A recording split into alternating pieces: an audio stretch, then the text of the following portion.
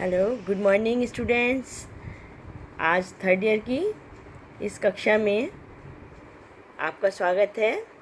आज एक बार पुनः हम एक नया टॉपिक शुरू करने जा रहे हैं और आज हम लोगों ने जो विषय चुना है वो हमारे दूसरे पेपर आधुनिक विश्व के इतिहास से हमने लिया है और हमारा विषय है फ्रांस की राज्य क्रांति। बच्चों, ये एक ऐसी इम्पोर्टेंट घटना है जिसने विश्व को आधुनिक समय की जो तीन चीज़ें हैं वो हमको फ्रांस की राजक्रांति ने दी। कौन कौन सी हैं? स्वतंत्रता, समानता और बंधुत्व। आज विश्व जिनकी चर्चा करता है या विश्व का बहुत सा हिस्सा अभी भी अब इन चीज़ों के लिए प्रयत्नशील है। इन्हें पाने के लिए कुछ राष्ट्र अभी भी इन चीज़ों को प्राप्त करने के लिए प्रयत्नशील है। वो हमें 18वीं सेंचुरी में फ्रांस की राजक्रांति से पूरे विश्व को प्राप्त हुई थी। तो ये कौन कौन सी हो गई? लिबर्टी, स्वतंत्रता, इक्वलिटी, समानता और फ्रेटर्निटी, बंधुत्व। एक विदेशी ट्रैंक्विले एक विदेशी इतिहासकार हैं जिन्होंने the state of society in France before revolution of 1789 में वो लिखते हैं, nothing is better fitted to give a lesson in modesty to philosophers and statesman that the history of French revolution. 1715 से 1774 तक लुई 15 ने शासन किया और वहाँ पर राजतंत्र की जो स्थिति थी बहुत ही शक्तिहीन हो गई थी। राजा बहुत अप्रिय हो गए थे और वहाँ पतन की स्थिति बनी हुई थी। और इसका कारण क्या था? लुई की नीतियाँ, जिसने अपने खर्चीले व असफल युद्धों से फ्रांस के गौरव को बहुत क्षति पहुँचाई। सप्तवर्षीय युद्धों में उसने भाग लिया, जिसकी वजह से फ्रांस को बहुत ज़्यादा हानि का सामना करना पड़ा। इसके अलावा फ्रांस में आर्थिक स्थिति बहुत ज़्यादा कमज़ोर हो गई थी। राजकोष की स्थिति बहुत गंभीर थी। लियो गर्शॉय फ्रेंच रिवॉल्यूशन एंड नेपोलियन में लिखते हैं, उन्होंने फ्रांस की राजक्रांति के बारे में बताया है। वो लिखते हैं, सैनिक पराजय की ईर्ष्याहीन धरोहर, वित्तीय उलझने, शासकीय अयोग्यता, विरोधी पार्लियामें तथा तात्कालिक सामाजिक और राजनीतिक व्यवस्था के प्रति विरोध, यह सब लुई 16वें को विरासत में प्राप्त हुआ था। अब हम इस क्रांति के कुछ जो प्रमुख कारण थे उनकी चर्चा करेंगे, जिनमें सबसे पहला कारण हम देखते हैं पतनोन्मुख राजतंत्र। लुई 16वां का चरित्र, उसमें कई अच्छाइयाँ भी थी, नैतिकता थी, धार्मिकता थी, पर इच्छा शक्ति व आत्मशक्ति का अभाव था। दूसरा कारण हम देखते हैं अव्यवस्थित शासन, rotten administration. Lord Elton, French revolution primarily a movement for order, a movement against the class. उसमें वो लिखते हैं कि लुई 14वां अपने आप को कहता था, आई एम द स्टेट, मतलब मैं ही राज्य हूँ। तो ये एक ऐसी विडंबना थी कि अगर शासक अपने आप को ही राज्य मान रहा है तो फिर वहाँ पे कल्याण की बात हमें कहीं दिखाई नहीं देती है।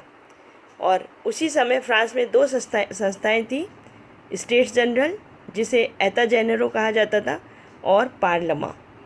स्टेट्स जनरल 1614 के बाद में इसका कोई भी अधिवेशन नहीं बुलाया गया था। और पार्लियामें के कार्य क्या थे? न्याय करना और दूसरा राजा के आदेशों को कानून रूप में पंजीकृत करना।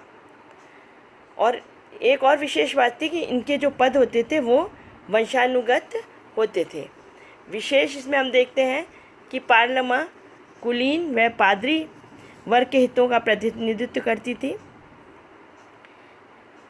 और एक और जो इसी से जुड़ा हुआ विषय है वह है कि फ्रांस में स्थानीय शासन का अभाव था। अगर गांव में पुल या चर्च की छत की मरम्मत भी करवानी हो तो आदेश वर्साय से ही निकलते थे। इसके अलावा न्याय व्यवस्था विकेंद्रित थी एवं दूषित थी। प्रति 5 मील पर न्याय के मापदंड बदलते रहते थे। अब हम देखते हैं कि फ्रांस की राज्य क्रांति का अगला कारण था अतिव्ययी अराजकता, आर्थिक संकट। बहुत विरोधाभास था। 18वीं शताब्दी में बहुत ज़्यादा विरोधाभास हम देखते हैं। अंतर्राष्ट्रीय स्तर पर यूरोप का एक उन्नतशील राष्ट्र था व्यापार व वाणिज्य के क्षेत्र में, और दूसरी ओर राष्ट्रीय वित्त की स्थिति लगभग कैसी थी? दिवालियापन की थी।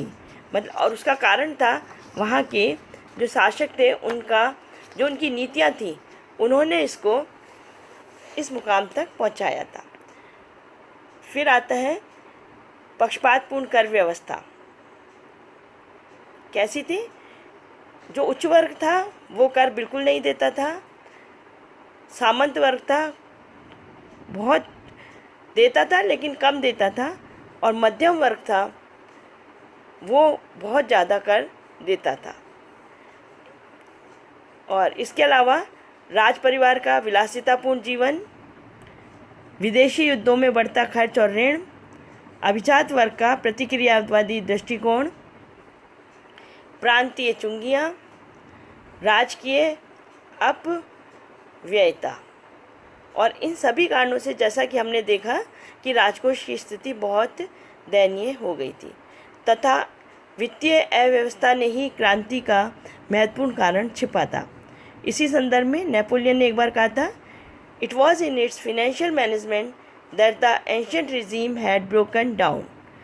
पुरातन व्यवस्था ने अपने आप को अपनी ही वित्तीय व्यवस्था की गड़बड़ी द्वारा नष्ट कर लिया था। हेज़ल लिखते हैं, खर्चीली विलासिता और शानो शौकत का कोई अंत नहीं था, इसलिए खर्च अपरिमित था। दरबार पर होने वाला व्यय 1789 ईस्वी में 2 करोड़ रुपए था। इसके अलावा कई कर वसूल किए जाते थे, जिनमें एक ताई जो प्रत्यक्ष कर था।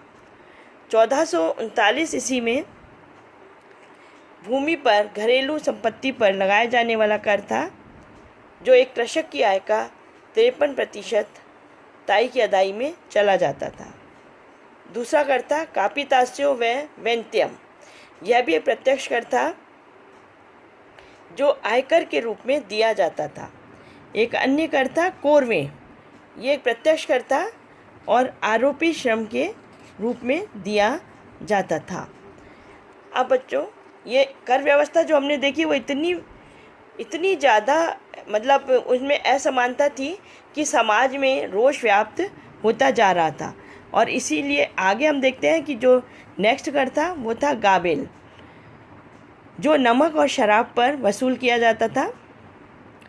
और एक अन्य कर है टाइथ, जो 1/6 से 1/20 तक चर्च द्वारा लिया जाता था।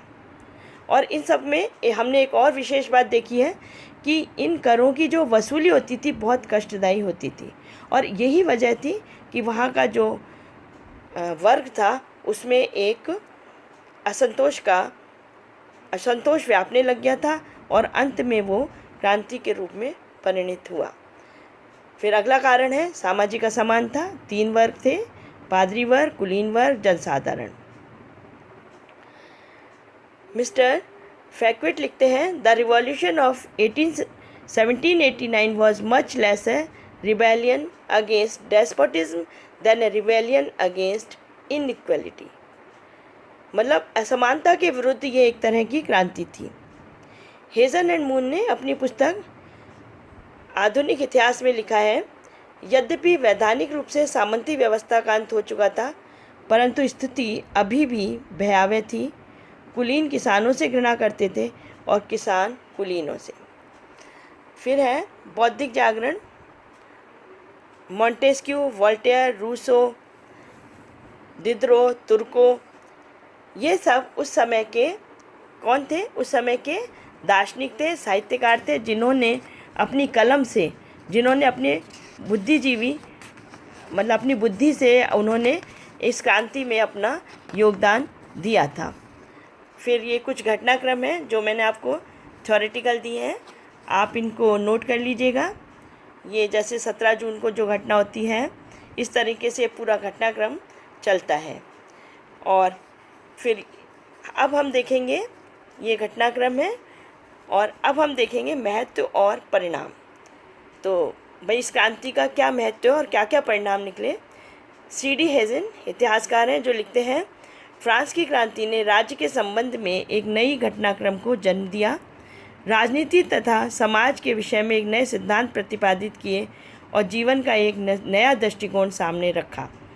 अब कुछ पॉइंट्स मैं आपको बता देती हूँ कि क्या क्या परिणाम रहे। पहला, पुरातन व्यवस्था का अंत हुआ, स्वतंत्रता, समानता व भ्रातृत्व की भावना का जन्म हुआ, लोकतंत्र का प्रसार हुआ, राष्ट्रीयता का विकास हुआ। नेक्स्ट, यूरोप में प्रतिक्रियावादी युग का अंत हुआ। और डेविड थॉमसन लिखते हैं कि आधुनिक यूरोप की महानतम घटनाक्रम था फ्रांस की क्रांति। Thank you.